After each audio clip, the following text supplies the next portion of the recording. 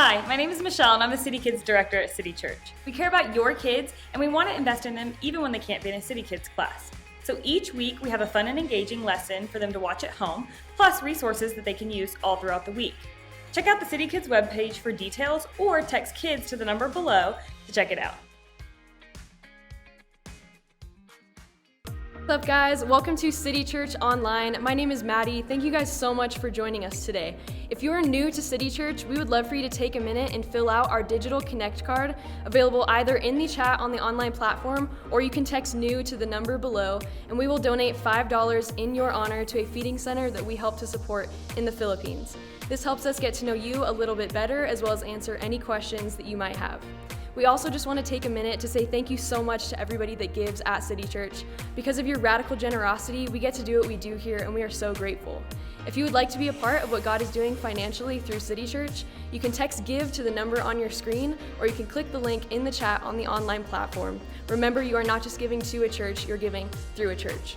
Some quick announcements for you guys. Here at City Church, we believe that prayer is the first response, not the last resort. So if you or anybody that you know of needs prayer, our staff and our pastors would be honored to pray for you.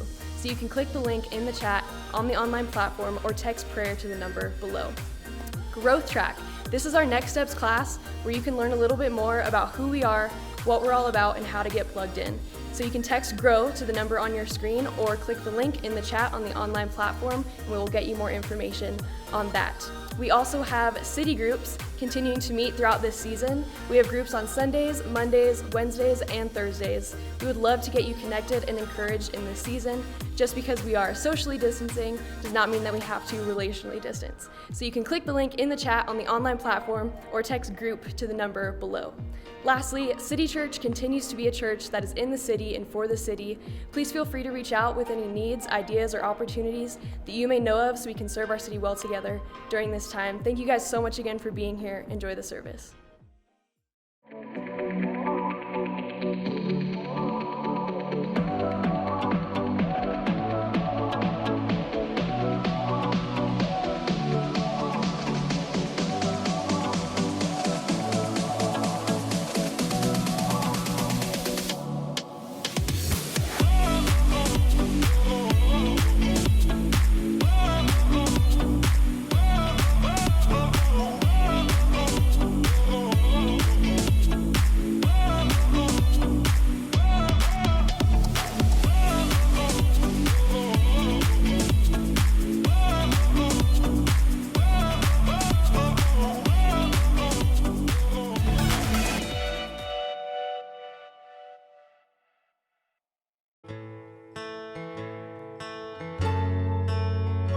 Hey, welcome to City Church.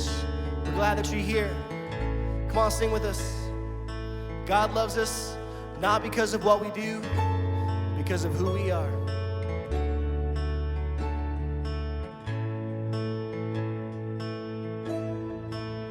I am not what I make, I am who you have made me to be.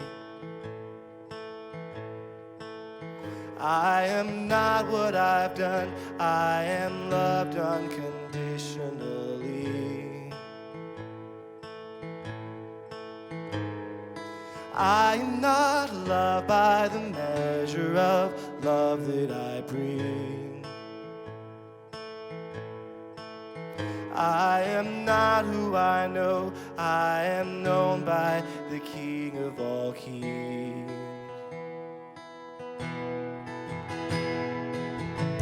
Jesus, you are enough. Jesus, you are enough for me. With nothing, I still have everything.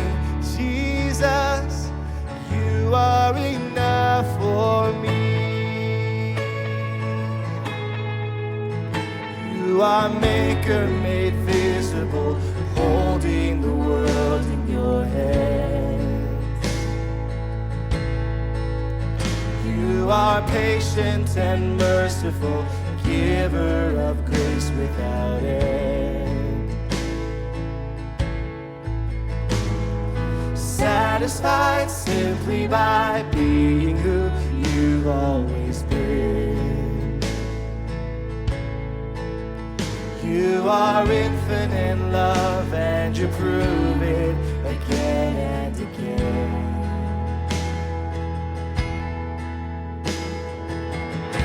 Jesus, you are enough. Jesus, you are enough for me. With nothing, I still have everything. Jesus, you are enough for me. Jesus, you are enough. Jesus, you are enough for me. With nothing, I still have everything. Jesus, you are enough for me.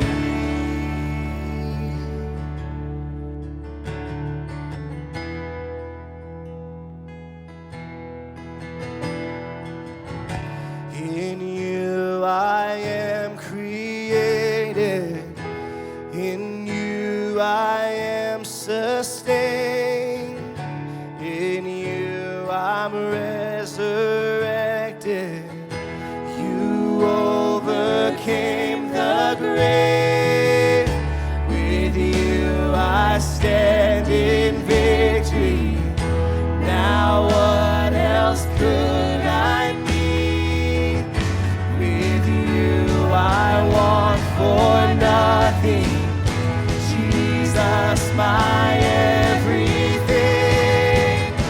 Jesus, you are enough. Jesus, you are enough for me. With nothing, I still have everything. Jesus, you are enough for me. Jesus, you are enough. Jesus, you are enough for me. With nothing, I still have everything. Jesus, you are enough for me. Oh, you are enough for me.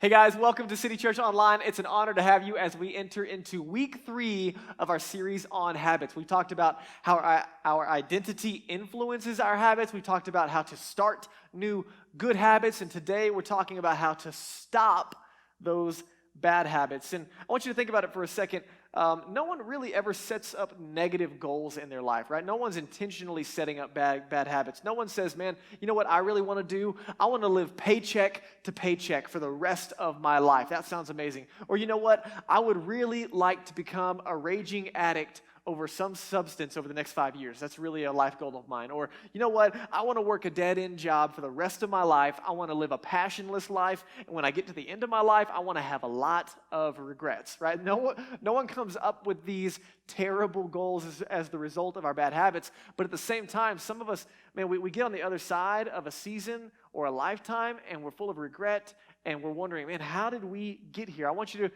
remember, we've talked about it a little bit before, but people very rarely ruin their lives because of one bad decision. But rather, it's typically one small decision, one bad habit, one step continually in the wrong direction over a lifetime that brings about results full of regret and frustration. And so I want you to kind of press in with me today as we deal with how to interrupt and change our bad habits. And first, we're going to start by looking at a guy named Samson. And we're going to be in Judges chapter 16. And I'm going to show you this verse here in a second. that is kind of the summary of a guy that we see in the Old Testament. If you're not familiar with his story, he's a guy in the Old Testament who, man, honestly, if there was anybody who was ever set up full of like God-given potential and a ton of opportunity for success, it was this guy. But then over and over again, we see as an example in the life of Samson that he continually made decisions that moved him further away from God's plan and further into a destructive lifestyle rather than the opposite. And so in Judges chapter 16, verse 1, we see kind of a summary statement of all of his bad decisions in one sentence. So I'm going to read it for you real fast. Judges chapter 16, verse 1, it says, one day, everybody say one day. One day, okay, Samson went to the Philistine town of Gaza, and he spent the night with a prostitute. Okay, I want you to think about it for just a second. You might not know the historical background or the geography here. I didn't either. I had to look it up, so I'm going to help you out. Samson, his hometown is about 25 miles away from the Philistine town Gaza. What you need to understand is the Philistines are the enemies of the Israelites, and Samson is public enemy number one, okay? And so not only does he have to travel 25 miles to get to this town, but the purpose of getting to this town is a bit interesting in and of itself.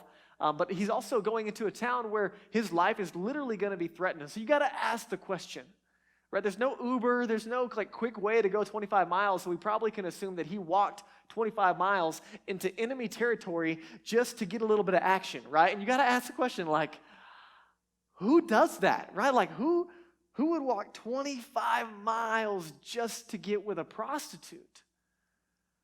And I think if you think about it, if you apply it to other areas of our lives, man, we have similar proclivities to do the same thing every day in different categories of our lives.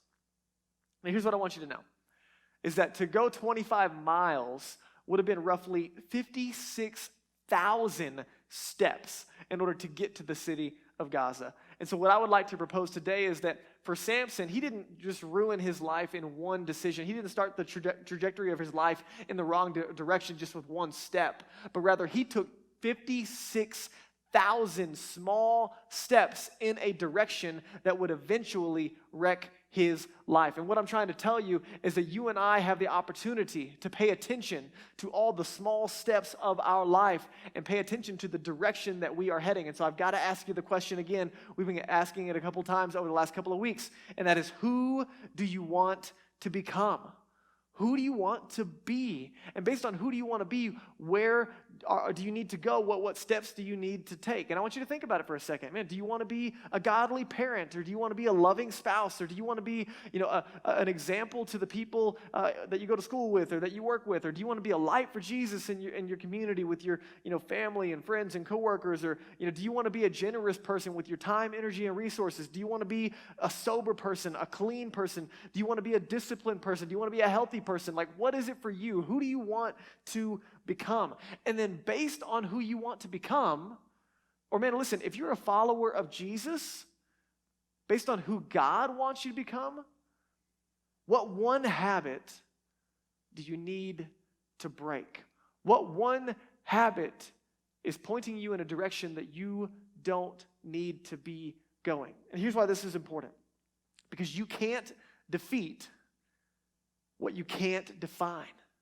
You and I cannot defeat what we cannot define. So I want you to think about it. What's your one thing? I'm not asking you to break all your bad habits this week. I'm asking you to identify one thing, otherwise you won't work on anything. What's one bad habit that you need to break, that you need to stop to start changing the trajectory of your life? Maybe it's a bad attitude that you continually sit in. Maybe it's, you struggle with gossip or slander. Maybe you have an eating issue, you overeat, or you have an eating disorder. Or maybe you have a technology addiction. Maybe you play way too many video games and you're wasting your life and your time. Maybe you have a social media addiction and all you can do is scroll, click, scroll, click, scroll, share, click, scroll, right? Post, scroll. I don't know what it is for you. Maybe you have a Netflix addiction or a Netflix, Hulu, and you kind of bundle them all together and just binge whatever you can. Maybe you have a pornography addiction. Maybe you have, honestly, a phone addiction, right? The device in your hand, man, for me, that thing can get in the way more than a lot of other stuff. Maybe you have a substance addiction. Listen, I don't know what your thing is, okay? It could be a lot of things. But what's your one thing that you need to break? And let me give you some encouragement, okay? I want you to sit and just think about it for a minute. And as you're identifying what that one thing is, maybe even ask God, what is the one thing that needs to change? If more than one person in your life who loves you deeply tells you that you have a problem in a specific area, that might mean you have a problem in that specific area. And so you might pay attention to those around you who love you. So for me, it's one of the things, I'll just be transparent with you, one of the things that I'm working on breaking right now is my screen time, like how much time I'm on my phone. And that happens for a couple of reasons. I find myself distracted. I find myself spending way more time, and now that Apple shows you like the amount of screen time, they'll send you the report, and they're like, your screen time was up 56% this week, and I'm like, that's scary that I use that much time on my phone. And so I find myself distracted. It's constantly in my hand. I'm wasting time and energy. And not only that, but man, when I'm on social media, I get stuck in ruts sometimes. I might start comparing myself to other people. I might get frustrated with what's going on in my life. So it's not always a healthy place. So one of the things I started to do was limit my screen time. I went in and you could actually put limits on the amount of time you're allowed on certain apps. And so I just started putting limits on them. And one of the main reasons is because, guys, when I can step back and I'm wrestling with this conversation with you, I had the realization, like, guys, I don't want to waste my God-given life looking at someone else's highlight reel on a screen when I've got a highlight reel of my own to participate in right in front of me. I don't want to waste my calling and all that God has given me because I'm too preoccupied with what's around me. Man, I want to enjoy the wife that's in front of me and the kids that are in front of me and my friends and my neighbors and my family, and I want to be paying attention to the opportunities that God is constantly orchestrating around me. There's so much in front of me, I don't have time to waste it on a screen. And so for me, that's one of the things I'm pressing into, to limit that bad habit. What is it for you? Reflect on it. Now, let's ask just the natural questions. Why is this so difficult? Why is this so difficult? Because there's a huge difference in starting a good habit and breaking a bad one, right? And you probably know this intuitively, but I need you to think about it for just a second. For a new habit, it's always hard at first, right? Let's just say you want to pick up running and you want to get healthy. And so because I'm going to be healthy, I'm going to start running. It's always harder to start. It's harder to get up early, harder to get out of bed, harder to fit into those stretchy pants. It's harder to run a mile.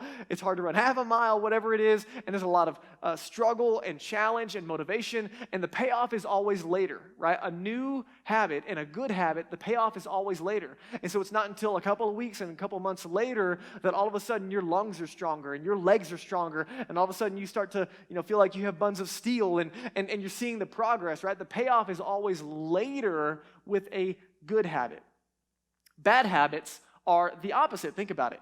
The payoff is always almost always, typically, it's immediate, right? Like in the moment, it feels good in the moment. There's a perceived benefit for a bad habit in the moment, and there's typically negative effects that follow as a result of that bad habit. Take cigarettes, for example, right? There's an immediate benefit to smoking a cigarette in the moment, and then there can be long-term effects in a really negative light when you get that doctor report later in life. Or, you could take the all-you-can-eat buffet, right? There's an immediate, benefit to the little banana pudding with wafers and the all-you-can-eat chicken wings.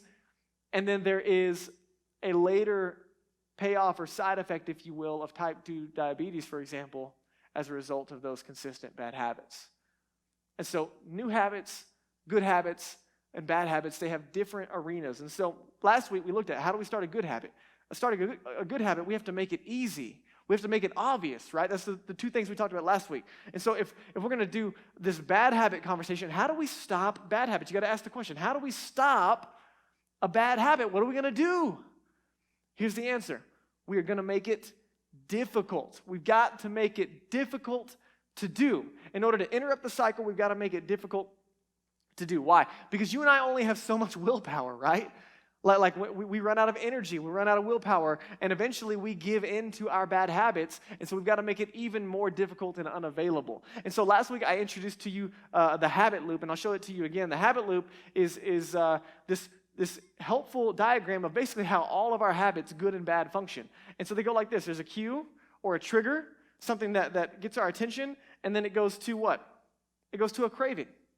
That cue triggers a craving, and then what happens? We get a response or an action, and then after that, we get our reward or our dopamine. This is the habit loop. Good or bad, no matter what it is, there's a cue, craving, response, and reward. So how do we interrupt our bad habits. How do we see a change here? The first thing we got to do is we got to remove the trigger, the cue, right? The first thing we're going to look at, and I'll show you in a minute, we're going to remove the triggers that cause us to dive into our bad habits. The second thing we're going to do is we're going to interrupt the action or the response.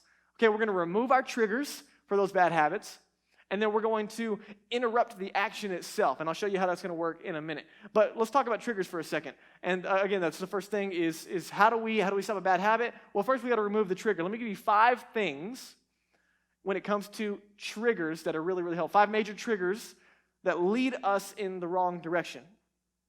Typically there's a place, there's a time, there's a mood, there's moments, and then there's people.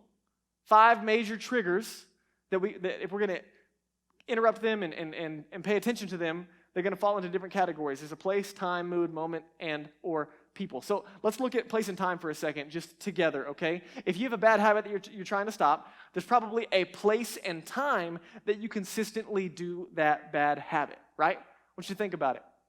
Whatever it is that you struggle with, there's probably a place and time. Let's just use smoking again as an example. You probably have, your lunch break or your midday break at work. It's probably a place and time outside. Maybe it's on the back porch. Maybe it's, whatever it is for you. There's a place and time where you engage in that habit that maybe you want to stop.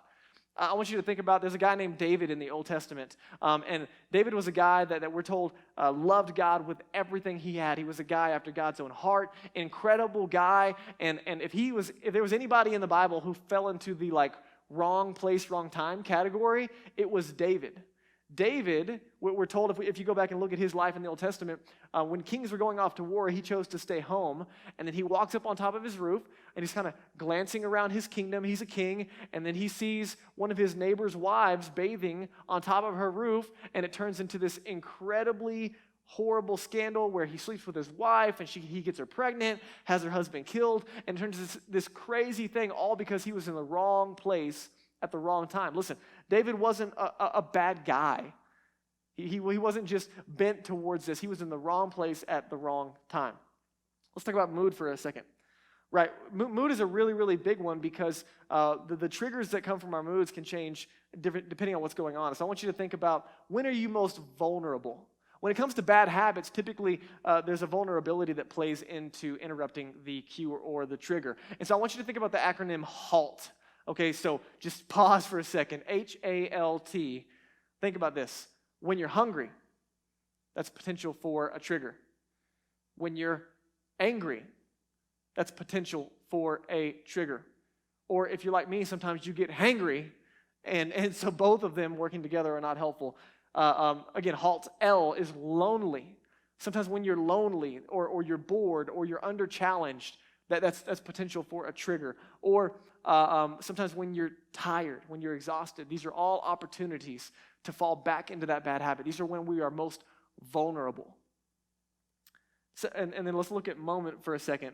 This is when something specific happens and you have a response that follows. So something specific happens and then you end up doing what you don't want to do. So for example, let's just say you have a fight with your spouse, and so then, as is typical of your habit, you call up maybe one of your girlfriends, and then you have a husband bashing session on the phone as a result of the conflict that you experienced. Or maybe when you get together and watch the game with the guys, that's the scenario where you typically drink too much. And so you did it last time, you don't want to do it this time, but you got together again and you ended up doing it anyway. Or maybe you have a long day at work, and if it's extra stressful, maybe you get home and one of the ways that you unwind is by engaging in some substance abuse or whatever it is, right? There's moments typically that play into our triggers of our bad habits. Does this make sense?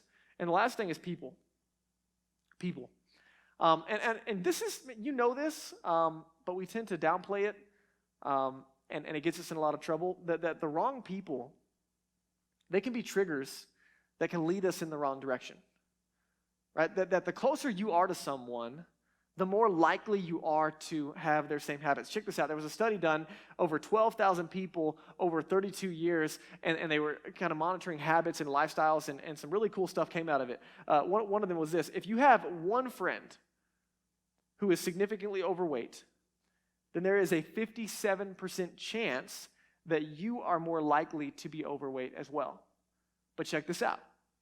If you have one friend that loses a significant amount of weight, then 1 out of 3 of the closest friends to that person will also lose weight alongside them. Our friends play a huge part in the habits that we shape. The people that we hang out with are shaping the habits that we develop. Proverbs 13:20 says it this way: when we walk with the wise, we become wise. When we associate with fools, we get ourselves into trouble. And you know this is something that you probably tell your kids, that it's almost impossible to live the right life when you have the wrong friends.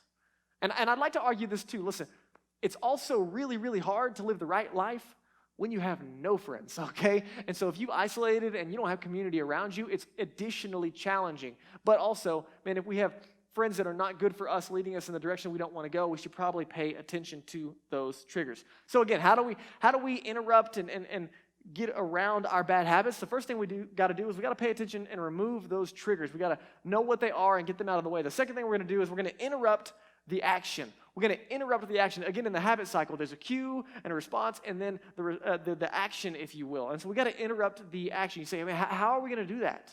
How do we interrupt the action? I'll give you an example. One of the things that I started doing is I'm getting up early, I'm spending time with God, I'm going to the gym, but that's not happening naturally. I don't have a natural proclivity to do those things. So you know what I had to do? I had to get me one of these. Now, this is old school and the most obnoxious thing I've ever owned in my life. In case you're having a hard time seeing it, it's an old school alarm clock, and it is so loud. And so every morning, or every evening rather, I turn on my alarm and I set it across the room so that I can't stay in my snuggly bed, and at 6 a.m., this thing just starts pounding these bells. And there's 2 reasons I got to hurry up and get out of bed. Number 1, because it's annoying and I don't want to hear it anymore. And number 2, if I don't turn it off soon, Daniela's going to kill me, right? So I've got to get this thing off before I wake up everybody else in the house. It jolts me out of bed. I'm interrupting my habit to want to hit the snooze, to stay in the warm blankies, to snuggle my pillow. I'm going to interrupt my habit with this alarm clock, okay? Does that make sense? Maybe it's, you're wanting to stop spending so much money on Amazon, and all of a sudden, you have the tendency, you shop on Amazon, you look up, you spent $100, and you don't even know how you did it. Well, maybe you're going to get extreme because you're trying to budget, because you want to be generous, and you're changing your lifestyle. You're going to give a friend the password to your Amazon account, and in order to actually make a purchase through Amazon, you're actually going to have to go through them. You're going to have them hit the purchase button for you, and they're going to serve as a filter. You're interrupting the habit, the action, if you will. Let me use a really practical example. Maybe you struggle with pornography, and it's just too accessible, and it's too easy to get to. It's a habit that you're trying to interrupt. I mean, you've got to get it out of the way. You got to interrupt the action. How are you going to do it? You're going to have one of your closest friends put a passcode on your phone, and they're going to turn off your web browser, and they're going to limit your ability to access of content online. And maybe you're going to have to delete a few apps or whatever it is, but you're going to set up some things to make it really, really difficult and interrupt the action in its place. Now, I'm just using these as examples, okay? But let's just say you have a struggle that's really, really deep. Let's just say you have a habit that's beyond a simple interruption.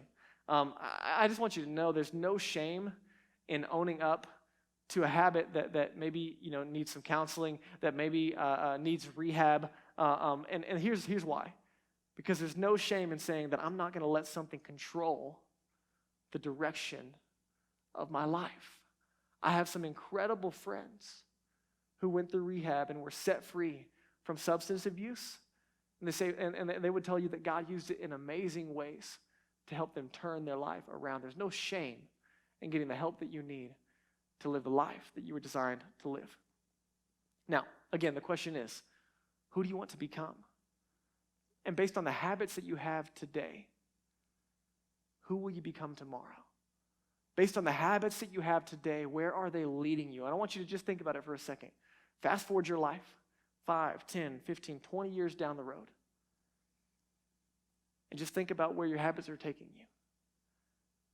And it's possible, guys, that you and I have some habits in our lives that if we don't deal with them right now, we're going to look up and we're going to say, man, I had no idea how much this was going to cost me.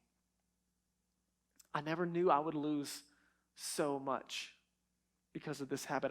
I would give anything to go back and do something different. And I never expected to lose my family, to lose my integrity, to lose my to lose my job, to lose my health. And as we reflect on our life, you and I, man, we don't want to end up there.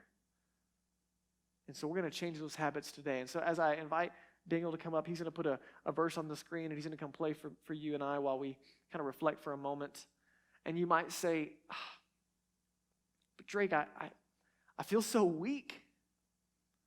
Like, I want to beat my habits. I want to see a change, but I've tried before, and I can't do it.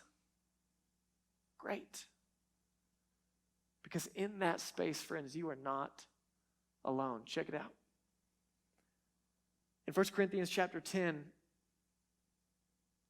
Paul says that there's no temptation that has overtaken you that is not common to man. God is faithful, and he will not let you be tempted beyond your ability.